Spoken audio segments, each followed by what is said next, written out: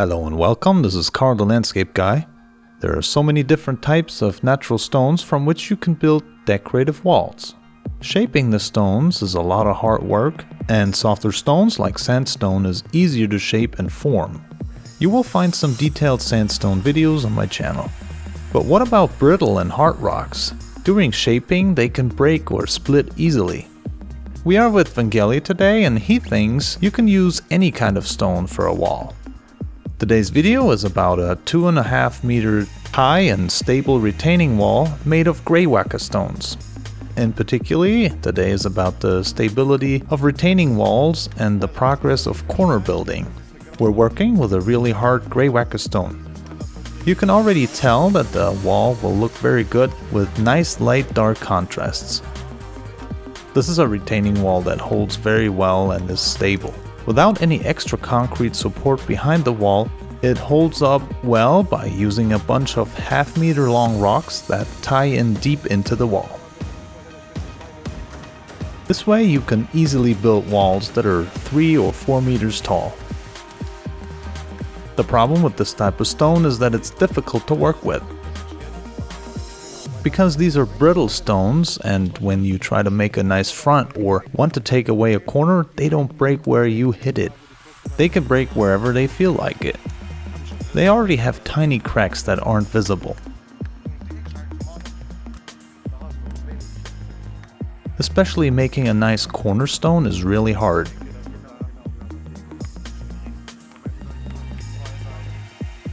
Nico is here working on one, and it could easily break apart any second.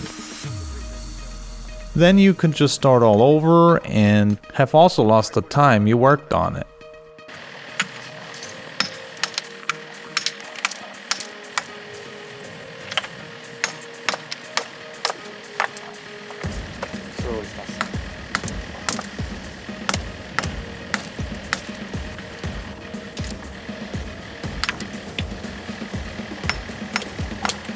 And for this reason, you want to pre-sort the stones in the quarry. It is very worthwhile when you take a small excavator and 2 workers to pick the right stones.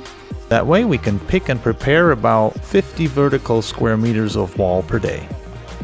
Then we load them onto a truck and bring them to the construction where we build the wall.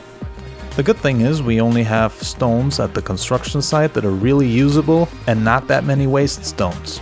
Otherwise, we're talking about 30% rocks and gravel that are not usable.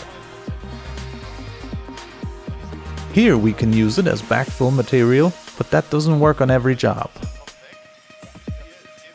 Because here we have our retaining wall that needs to be backfilled.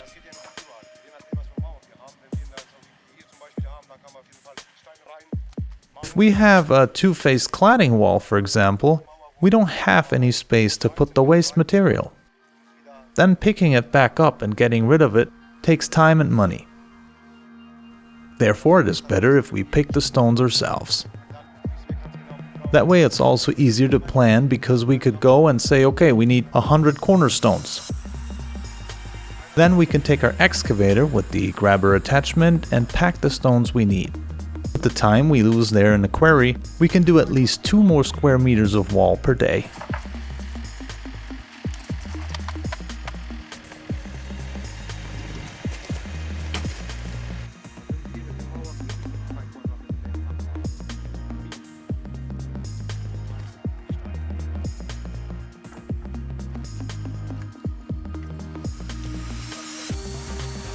Here we have a nice big stone. It has a nice face here, but of course we cannot put it in like this. You could put it like that, but definitely not in the retaining wall. I've already prepared a face on that side, and we can set it in the wall now. We will put it in so that it ties deep into the wall.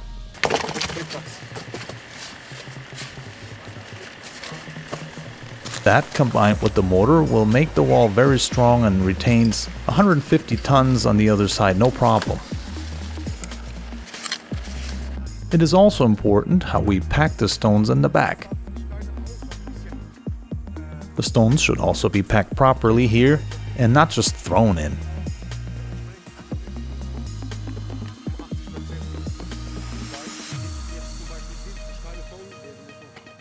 We close the gaps at least 80% with mortar.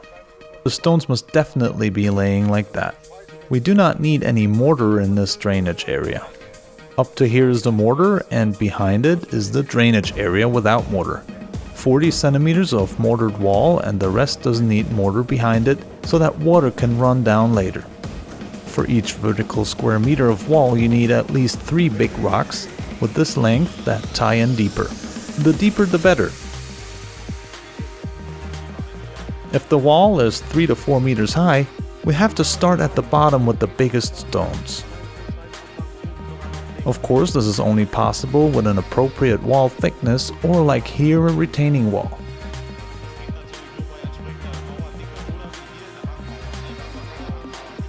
If the wall comes to such a height, then you have to use big stones. Because such a stone cannot be walled like this, that's not possible. In no case, even if it's twice as wide, I wouldn't put it in that way. I would put it in like this, so mortar with it and in this way.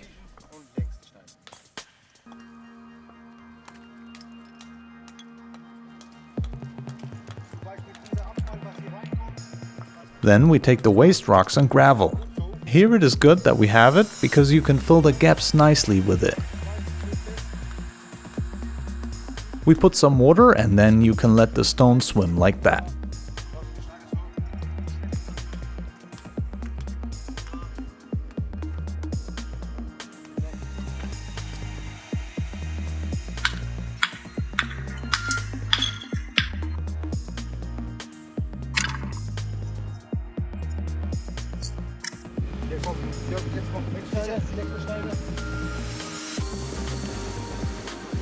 Now we set this inside cornerstone. Now you might think, why this way? Well, because half of it will disappear later. That has to go like that because otherwise we cannot make a proper vertical grout in the corner. We don't want the two wall parts to move apart from each other. Not every layer has to be that way, but we do like every third one.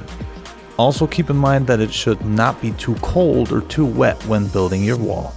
We stop building when it gets colder than -3 degrees Celsius.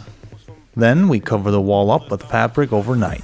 But when it rains, the problem is that the stones are wet and the grey wacke stones don't draw any water. The mortar doesn't thicken up by itself, and since the rocks don't draw any water, the grout can flush out and it will look bad. Because it is raining, we will have to wash the wall next day. To make such a corner, you cannot just use thick layers of mortar, especially with this weather. The stones must sit on each other even without mortar. The mortar does not hold the stones, it only fills the gaps. Otherwise, you will have to wait before putting the next row of stones on top, because the mortar will squeeze out. You see that, for example here, these stones sit on each other even without mortar. If you set the stone swimming on mortar, of course you cannot make the next row on it. We always have to make sure we can continue to work all day, not 2 rows and go home. Of course there are people who say, I just put more mortar under the stones and it'll be fine. Then you can put 1 more row on it maybe, but the second and third row on top won't stand. Then your joints squeeze out and your wall opens up and falls apart.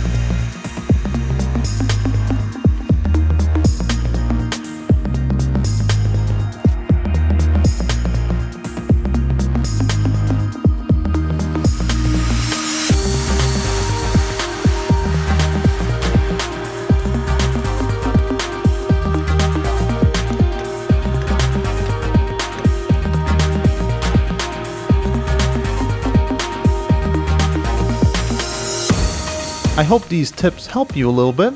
Thank you very much for watching. It was very windy today and I apologize for the sound disturbances. If you would like to see more about our natural stoneworks and tips, I put together this playlist for you, so make sure you check it out. Good luck with your projects and see you next time. I'm Carl, the Landscape Guy.